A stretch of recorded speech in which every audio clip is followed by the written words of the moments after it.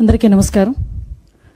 గౌరవనీయులు పెద్దలు గవర్నర్ గారికి, అదేవిధంగా పెద్దలు గౌరవనీయులు చీఫ్ మినిస్టర్ నారా చంద్రబాబు నాయుడు గారికి, డిప్యూటీ చీఫ్ మినిస్టర్ కొండల పవన్ కళ్యాణ్ గారికి, అదేవిధంగా మా సిఎస్ గారికి, డీసీపీ గారికి, ఉన్న అధికారులకి, అదేవిధంగా ఈరోజు భారతదేశం ఏదైతే చూపిస్తుందో భిన్నత్వంలో ఏకత్వం చూపించే ఇక్కడున్న మతాధిపతులందరికీ కూడా జాహీన్ చెప్పాలి.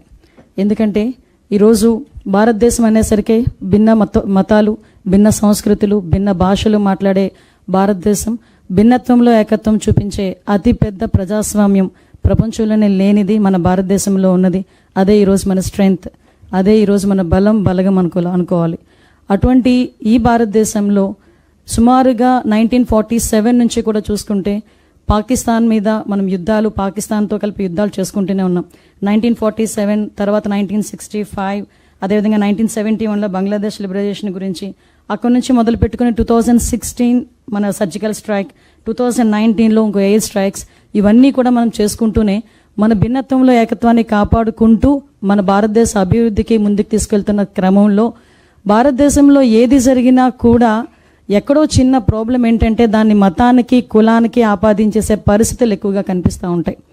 అంటే ఈరోజు జరుగుతున్న యుద్ధం అవనేయండి, ఈరోజు జరుగుతున్న యుద్ధం గురించి మనం మాట్లాడుకోవాలనుకుంటే ఏదో ఒక మతం గురించో ఏదో ఒక కులం గురించో మాట్లాడుకునే యుద్ధం కాదు. నిజంగా ఒక పర్యాటకులు ఎంతో సంతోషంగా కుటుంబం నుంచి బయలుదేరి తిరిగి ఎంతో కొంత మన భారతదేశం పర్యాటక సంస్థగా ముందుకెళ్తుంది.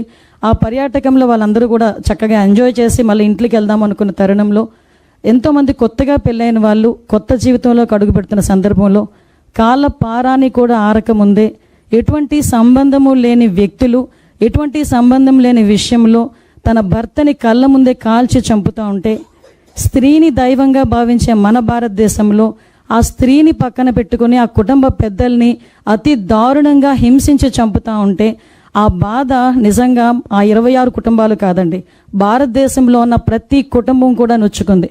ప్రతి కుటుంబంలోంచి కూడా కన్నీళ్ళు వచ్చినాయి.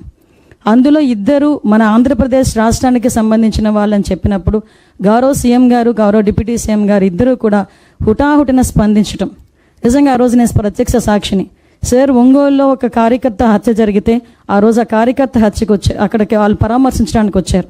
ఈలోపు చంద్రమౌళి గారు డెడ్ బాడీ మన వైజాగ్ వస్తుంది అని చెప్పిన వెంటనే ఇమీడియట్గా అక్కడి నుంచి వచ్చి వెంటనే మళ్ళీ ఫ్లైట్లో వచ్చి వైజాగ్ వచ్చి ఆ డెడ్ బాడీని రిసీవ్ చేసుకొని మళ్ళీ వాళ్ళ ఇంటికి పంపించే ఏర్పాటు గౌరవప్రదంగా మనకి గవర్నమెంట్ పరంగా చేసిన సందర్భాన్ని కూడా గుర్తు తెచ్చుకోవాలి.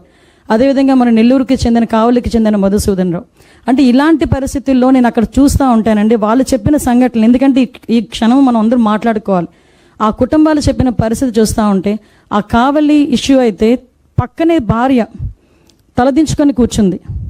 తలెత్తుకో అని చెప్పాడు భర్త. ఈలోపు తలెత్తేసరికి అమ్మాయి ఎప్పుడు తలెత్తిందంటే ఆ భర్త తాలూకా రక్తం తడితో తడిచిన తర్వాత అమ్మాయి తలెత్తి చూసింది. అంటే అంత దారుణంగా చంపిన పరిస్థితులు. ఈరోజు మనం యుద్ధం ప్రకటించాము, లేకపోతే యుద్ధం చేస్తున్నాము అని అంటే అది కేవలం మనం ఏదో కక్ష కొద్దో దాని గురించో కాదు.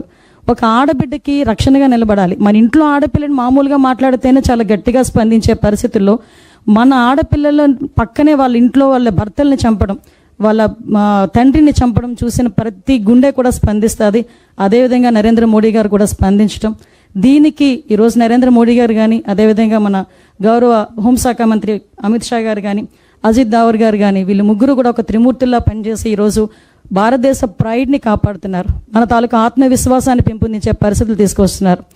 ఏ ఆడవాళ్ళనైతే వాళ్ళ కన్నీరు పెట్టించారో అదే మహిళల తాలూకా ఆర్మీ ఆఫీసర్ మనందరికీ తెలుసు, మన కురేషి గారు, అదేవిధంగా ఎయిర్ ఫోర్స్ ఆఫీసర్ ఒమికా సింగ్ గారు ఈరోజు ఎంత లీడ్ తీసుకొని మహిళా శక్తిని చాటి చూపించారో మనందరికీ కూడా తెలిసింది.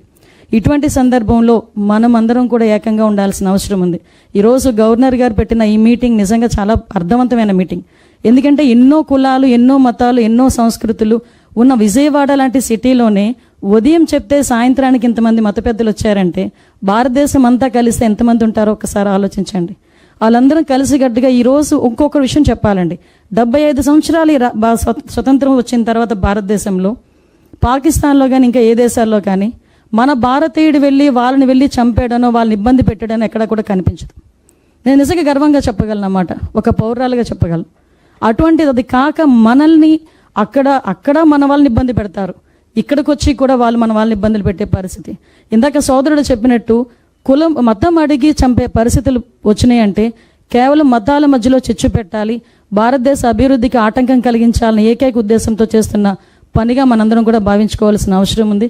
ఇప్పుడు ఒకటే ఇందాకే మా చీఫ్ సెక్రటరీ గారు కానీ మా డీసీపీ గారు కానీ క్లియర్గా చెప్పారు, ఏదైతే యుద్ధ వాతావరణం వచ్చినా ఇక్కడ మాక్ డ్రిల్స్ నిర్వహించడం కానీ, మొన్న 7th మాక్ డ్రిల్స్ నిర్వహించడం కానీ, అదేవిధంగా ప్రజలందరూ కూడా ఎటువంటి ఇబ్బందులు పడకుండా చూసుకునే బాధ్యత కానీ గౌరవ గవర్నర్ గారు అదేవిధంగా గౌరవ సీఎం గారు కూడా ఈరోజు తీసుకోవటం, మనందరం కూడా ఈరోజు జవాన్లకి సపోర్టివ్గా నుంచోవలసిన బాధ్యత ఉంది. ఆ 26 మంది ఎవరైతే యాత్రికులు చనిపోయారో వాళ్ళకి ఘన నివాళులు అర్పిస్తూ, అదేవిధంగా ఈరోజు ఎవరైతే ఒక సైనికుడు మురళీ నాయక్ చనిపోయారో ఆ మురళీ నాయక్ నిజంగా ఆ ఒక్క విషయం చెప్పి నేను ముగిస్తానండి. నిన్న మా మంత్రి గారికి ఫోన్ చేశాను, ఏంటమ్మా ఎంతమంది పిల్లలంట కుటుంబానికి అంటే, ఒకే ఒక్కడు 23 సంవత్సరాలు, ఇంకా ఆడపిల్లలు కూడా లేరు. ఒకే ఒక్కడిని తీసుకెళ్లి సైన్యంలో చేర్చిందా ఆవిడ అని అడిగాను. వాడు నేను చేరిస్తే సైన్యంలోనే చేరతాను, నేను సైన్యంలోనే చనిపోతాను ఫస్ట్ నుంచి మాట్లాడేవాడటమ్మా అని ఆ మంత్రి కూడా, నాకు సవితమ్మ మంత్రి కూడా చెప్పడం జరిగింది. అంటే ఎంతమంది దేశభక్తులు ఉన్నారో ఈరోజు మనందరం కూడా చూడొచ్చు. మనందరం ఈరోజు ప్రశాంతంగా ఇక్కడ కూర్చొని మన ఇంట్లో ప్రశాంతంగా భోజనం చేయడానికి కొన్ని వేల మంది, కొన్ని లక్షలాది మంది సైనికులు మన బోర్డర్లో మన గురించి కాపలా కాస్తున్న వాళ్ళందరికీ కూడా మానసిక స్థైర్యం ఇవ్వాలంటే మనందరం కూడా సపోర్ట్గా నిలబడాల్సిన అవసరం ఉంది.